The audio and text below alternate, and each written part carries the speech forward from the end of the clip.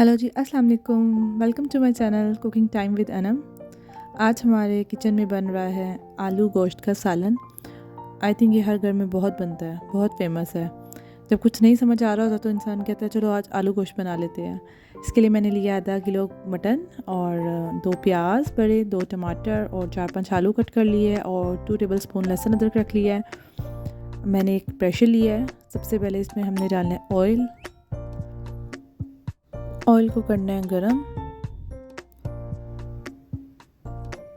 और फिर हमने इसमें डालना है प्याज मैंने इतना ब्रिक नहीं कट किया क्योंकि थोड़ा सा बाद में प्रेशर भी लगेगा तो प्रेशर में भी थोड़ा सा प्याज गल जाता है, तो इसलिए इसको फ्राई किया प्याज को और थोड़ा सा हल्का ब्राउन कर लिया। देखिए 2 से 5 मिनट बाद हमारा प्याज हल्का सा लाइट ब्राउन हो गया। अब इसमें डाला हमने लहसुन अदरक का पेस्ट, 2 टेबल स्पून मैंने लिया था। पेस्ट को किया अच्छी तरह मिक्स, इसको थोड़ा सा भून लिया। लहसुन अदरक और प्याज को भून के इसमें थोड़ा सा पानी डाला ताकि ये नीचे ना लगे। अच्छे से भूनने के बाद अब हम इसमें डालेंगे अपना मटन। आधा किलो मटन मैंने लिया। अब मटन को भी इसके साथ फ्राई कर लेंगे, अच्छा सा मिक्स कर लेंगे ताकि मटन का भी कलर चेंज हो जाए। मटन को अच्छे से फ्राई कर लेना है।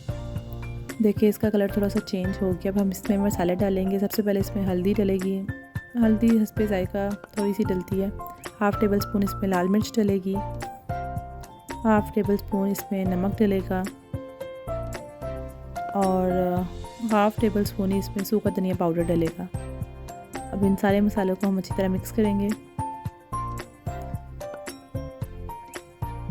मसालों को थोड़ा सा भून लेंगे।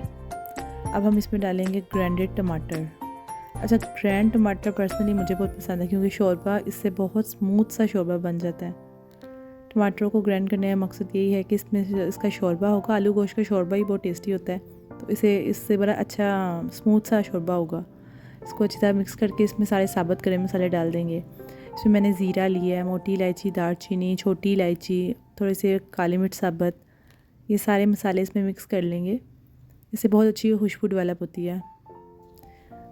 इसको हम थोड़ी देर के लिए डाल देंगे ताकि ये सारे मसाले मिक्स हो जाए। 2 से 5 मिनट बाद जब हमने प्रेशर उठाया तो काफ़ी हद तक मसाले मिक्स हो चुके हैं। अब हम इसमें डालेंगे 1 से 2 गिलास पानी। 1 गिलास ही इनफ है और 5 मिनट के लिए इसे प्रेशर लगा देंगे ताकि मटन हमारा अच्छी तरह गल जाए। पानी को हमने कर लिया अच्छे से मिक्स और ये हमने प्रेशर लगा दिया है। अब 5 मिनट बाद जब हमने प्रेशर खोलेंगे, देखिए काफ़ी हद तक हमारा गोश्त गल चुका है।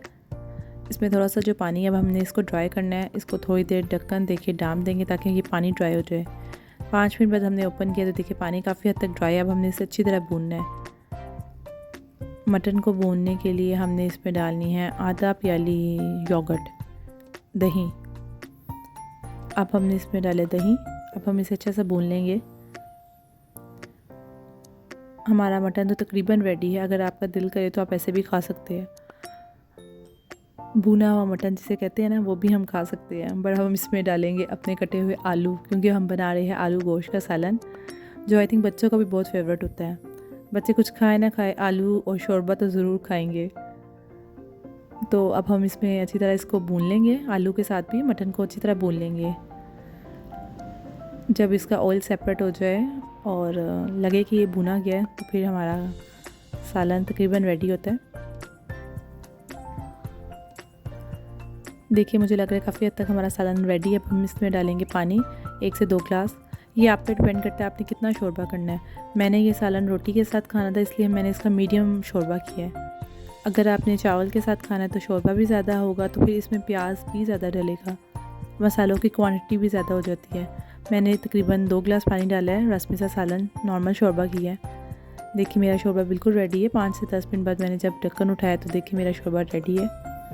शोरबा बहुत स्मूथ बना है। आलू भी चेक कर लेते कि गल गए हैं।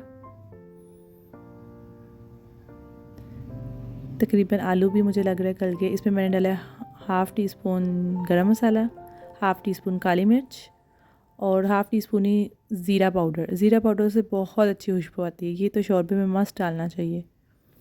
इसको अच्छी तरह मिक्स कर लिया हमने। ہمارا شوربہ یہاں کافی حد تک ریڈی ہے.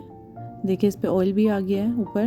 اب ہم اس پہ ڈالیں گے ہلکا سا نمک. میں نے ٹیسٹ کیا تو مجھے تھوڑا سا نمک کم لگا تو میں نے ڈال دیا. یہ آپ کی ٹیسٹ کے مطابق ہے. اس میں ڈالیں گے دھنیا.